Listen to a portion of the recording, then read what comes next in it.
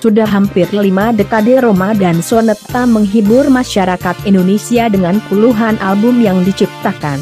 Tak hanya sukses di industri musik, Soneta juga berhasil menjadi salah satu grup musik dangdut yang menyebarkan pesan-pesan positif kepada masyarakat. Raden Haji Rhoma Irama atau yang lebih dikenal dengan nama Rhoma Irama adalah putra hasil perkawinan tokoh pejuang Indonesia, Raden Burdah Anggrawirya dan Tuti Juwaryah. Ia lahir di Tasikmalaya, 11 Desember 1947. Tumbuh dalam keluarga yang mencintai seni, Rhoma mendirikan grup musik pop bernama Gaihan pada 1963. Namun, upaya Rhoma menjadi musisi pop ternama rupanya kurang berhasil. Lelaki yang pernah memenangkan ajang Asian Pop Singer Festival 1972 di Singapura itu kemudian bergabung di sejumlah orkes Melayu termasuk Candraleka, El Sitara, Candralela, dan Purnama. Dari OM Purnama, Rhoma kemudian bertemu dengan Elvi Sukaesih yang menjadi salah satu pondasi pertama Soneta. Seperti yang tertera dalam album soundtrack film Menggapai Matahari, Rhoma menyatakan bahwa Soneta Group didirikan tanggal 13 Oktober 1973. Terbentuknya Soneta juga didasari atas keinginan Rhoma memadukan musik pop, rock, Melayu, dan dangdut, serta menciptakan lagu-lagu yang bertema Islami dan sosial sesuai semboyan ciptaannya, Voice of Muslim duet Rhoma dan Elvi semasa di OM Purnama yang sudah menggebrak industri musik Indonesia sejak 1 tahun sebelumnya. Terpilihlah 7 pemusik pertama Soneta. Mereka adalah Nasir, mandolin, Hadi, suling, Herman, bass gitar, Kadir, gendang, Ayub, tamborin, Sihab dan Rizwan, keyboard, juga Wempi, gitar. Bersama Yukawi Indo Music, Soneta menelurkan album pertama berisi 10 lagu.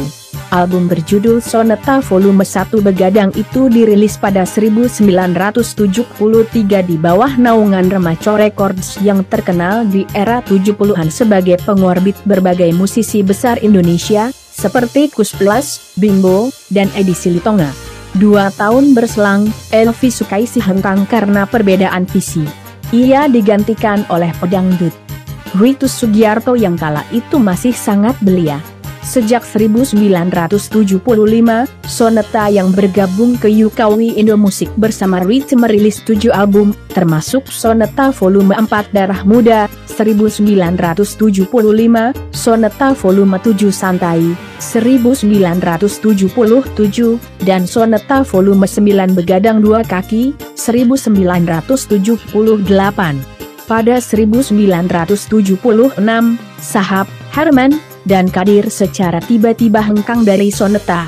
Ketegasan Rhoma menjauhi minuman keras, narkoba, dan seks bebas disinyalir menjadi alasan utama sang pemain keyboard, pembetot bass, dan penggebuk gendang itu mundur.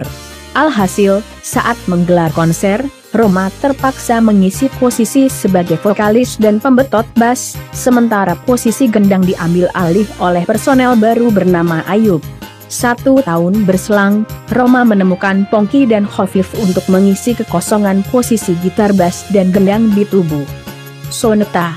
Berasal dari band rock bernama Gavilas asal Banyuwangi, Pongki dan Khofif membawa nuansa baru di musik ciptaan Soneta. Jika sebelumnya Soneta biasa mencipta musik pop Melayu dangdut, karya-karya band legenda itu dalam album Soneta Volume 7 Santai, 1977, lebih sangar dengan nuansa rock funk dangdut.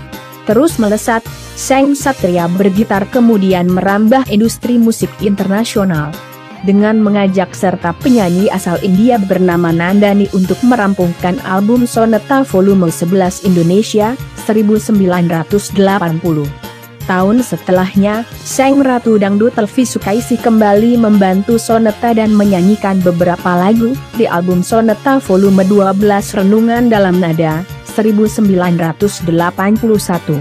Banyak mempelajari dari industri musik Indonesia, Rhoma dan Soneta kemudian membentuk perusahaan rekaman sendiri yang diberi nama Soneta Records pada 1984. Demi menunjukkan rasa hormat pada kaum perempuan, Soneta dan label buatan mereka menelurkan album Soneta Volume 13 Emansipasi Wanita, 1984. Hanya saja, Soneta Volume 13 Emansipasi Wanita kurang laris di pasaran.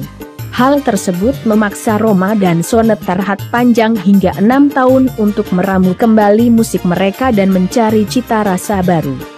Dangdut yang tidak monoton namun tetap syarat unsur sosial dan agama. Benar saja, rehat panjang yang mereka lakukan berbuah manis.